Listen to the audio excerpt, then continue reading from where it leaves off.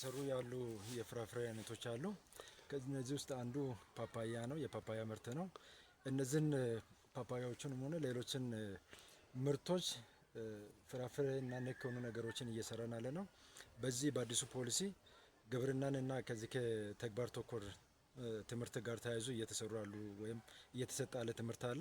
ይህንን ተማሪዎች ደግሞ ከዚህ ተጨባጭ ከሆኑ ነገሮች ጋር አያይዘው መማር እንዲችሉ ተብሎ እየተሰራ ነው። እዚህ ጋር ፓፓያ አለ፣ ማንጎ አለ፣ አቮካዶ አለ፣ ሌሎች ነገሮችም እንሰትን በመለከት እየተተከለ አለ።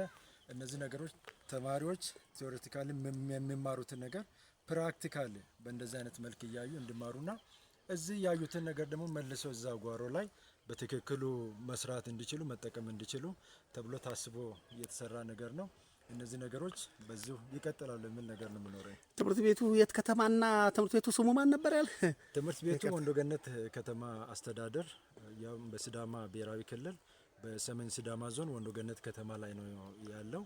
ቀበሌው ጩኮ ነው የሚባለው። ያው ጩኮ ነው የሚባለው። የትምህርት ቤቱ ስም ወንዶ ገነት ሁለተኛ ደረጃ። የእርስዎን ስም ማን ነበር ያሉኝ? ስሜ ስጦታው በሻታ እባላለሁ። የወንዶ ገነት ከተማ አስተዳደር ትምህርት ቤቱ ጽሕፈት ቤት ኃላፊ ነኝ። እጅግ በጣም አመሰግናለሁ። አመሰግናለሁ ስላሳዩን ስላስጎበኙን። አመሰግናለሁ።